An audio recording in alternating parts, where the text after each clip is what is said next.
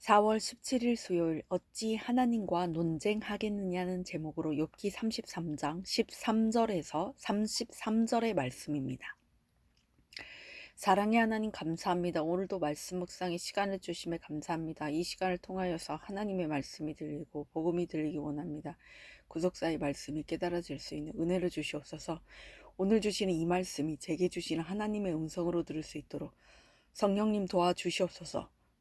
말씀대로 믿고 살고 누린 인생이 되게 하시고 이 시간도 우리와 함께 해 주시옵소서. 감사드렸고 예수님의 거룩하신 이름으로 기도드립니다. 아멘. 본문의 말씀입니다. 하나님께서 사람의 말에 대답하지 않으신다 하여 어찌 하나님과 논쟁하겠느냐. 하나님은 한 번 말씀하시고 다시 말씀하시되 사람은 관심이 없도다. 사람이 침상에서 졸며 깊이 잠들 때에나 꿈에나 밤에 환상을 볼 때에 그가 사람의 귀를 여시고 경고로서 두렵게 하시니 이는 사람에게 그의 행실을 버리게 하려 하심이며 사람의 교만을 막으려 하심이라. 그는 사람의 혼을 구덩이에 빠지지 않게 하시며 그 생명을 칼에 맞아 멸망하지 않게 하시느니라. 혹은 사람이 병상의 고통과 뼈가 늘 쑤심의 징계를 받나니 그의 생명은 음식을 싫어하고 그의 마음은 별미를 싫어하며 그의 살은 파리하여 보이지 아니하고 보이지 않던 뼈가 드러나서 그의 마음은 구덩이에 그의 생명은 멸하는 자에게 가까워지느니라. 만일 일천 천사 가운데 하나가 그 사람의 중보자로 함께 있어서 그의 정당함을 보일진대 하나님이 그 사람을 불쌍히 여기사 그를 건져서 구덩이에 내려가지 않게 하라. 내가 대속물을 얻었다 하시리라.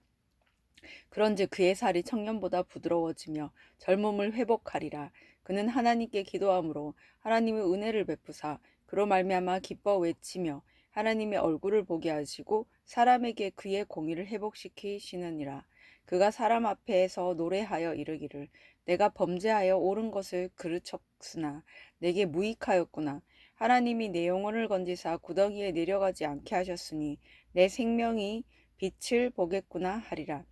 실로 하나님이 사람에게 이 모든 일을 재차 행하심은 그들의 영혼을 구덩이에서 이끌어 생명의 빛을 그들에게 비추려 하심이니라. 욥이여 내 말을 귀담아 들으라. 잠잠하라. 내가 말하리라. 만일 할 말이 있거든 대답하라. 내가 기쁜 마음으로 그대를 의롭다 하리니 그대는 말하라. 만일 없으면 내 말을 들으라. 잠잠하라. 내가 지혜로 그대를 가르치리라. 아멘. 도움말입니다. 파리하다는 몸이 마르고 낯빛이나 살색이 핏기가 전혀 없는 것을 말합니다. 중보자는 대립 중인 양측을 중재하는 존재입니다. 대속물은 부채나 속박, 노예 상태 또는 죄의 상태로부터 자유롭게 해주고자 대신해서 부담하는 대가입니다. 공의는 전적으로 오르신 하나님의 뜻입니다. 제3은 두세 번 또는 몇 번씩이란 뜻입니다. 본문 요약입니다. 엘리후는 하나님이 사람의 말에 대답하지 않으신다고 하는 욥에게 하나님은 우리에게 거듭 말씀하시며 우리를 멸망하지 않게 하시는 분이라고 말합니다. 또한 하나님은 죽어가는 영혼을 불쌍히 여기시고 대속의 은혜로 공의를 회복시키시며 생명의 빛을 비추시는 분이라고 말하며 욥에게 자기 말을 귀담아 들으라고 합니다. 오늘의 중보기도입니다. 선교사들이 발 딛는 모든 땅에 구원의 복음이 선포되고 생명의 빛이 비쳐 많은 영혼이 살아나게 하옵소서. 아멘. 본문 해설입니다. 첫 번째, 두렵게 하시는 이유 13에서 18절의 내용입니다. 엘리후는 하나님이 사람의 말에 대답하지 않으신다며 논쟁하는 욥에게 하나님은 이미 여러 방법으로 충분히 말씀하셨다고 합니다. 그러나 사람이 그 말씀에 관심이 없으니 듣지 못한다고 지적합니다. 하나님은 그런 나의 악한 행실을 막고 멸망하지 않게 하시고자 고난을 통해 나를 두렵게 하십니다. 나의 교만을 막으시려는 것입니다. 따라서 성도는 나를 두렵게 하는 사건이 올 때 원망하지 말고 내 삶을 통해 말씀하고 계시는 하나님께 나아가야 합니다. 적용 질문입니다. 내 생각이 옳다며 귀를 막고 있는 원망이나 논쟁거리는 무엇입니까? 두 번째, 불쌍히 여기시는 하나님 19에서 28절의 내용입니다. 엘리후는 고통과 징계를 받는 사람을 이야기합니다.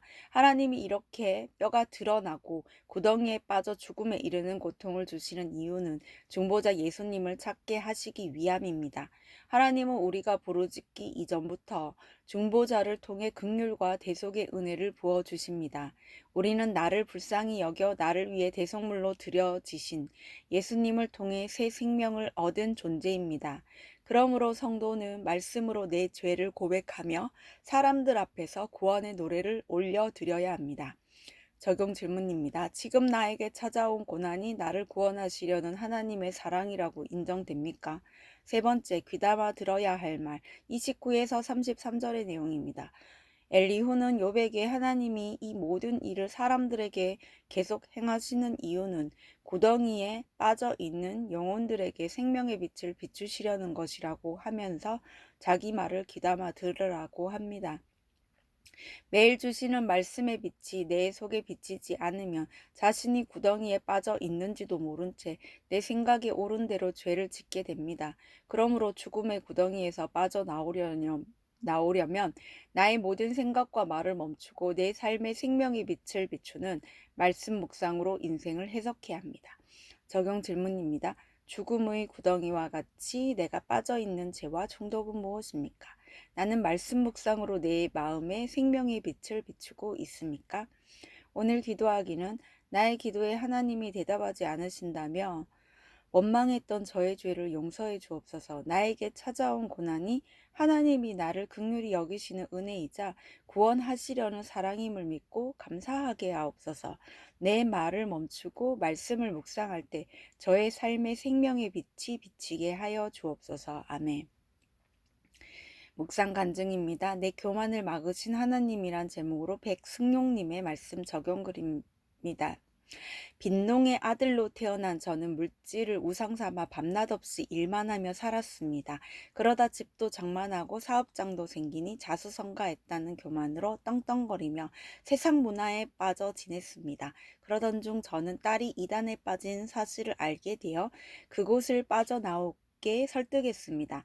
하지만 딸은 오히려 가출했고 저는 딸을 구하고자 이단 상담 교회를 찾아갔습니다. 그리고 교회가 알려준 대로 이른 시위를 하니 딸이 돌아왔습니다. 그렇게 모든 일이 끝난 줄 안 저는 마음을 놓고 교회의 발길을 끊었습니다. 그러나 딸은 여전히 이단에 심취해서 그곳 사람들과 연락하고 있었습니다. 제가 다시 설득했지만 딸은 또다시 집을 나갔습니다. 점점 심각성을 느끼게 된 저는 처음엔 딸을 구하려는 목적으로 교회를 다시 찾았습니다.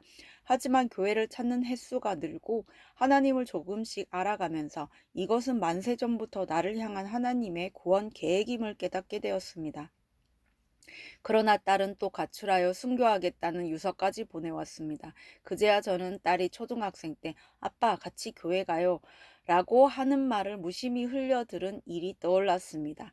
하나님은 오랜 시간 딸을 통해 계속해서 구원받으라고 말씀하셨는데 저는 관심조차 없었던 것입니다.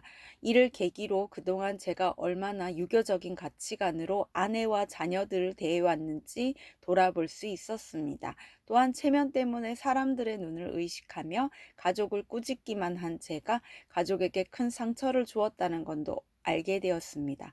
이렇게 내 죄를 보고 회개하니 하나님의 은혜와 도우심으로 딸은 이단을 빠져나왔습니다. 그리고 딸의 권유로 저도 큐티하는 공동체에 속해 말씀으로 양육을 받았습니다.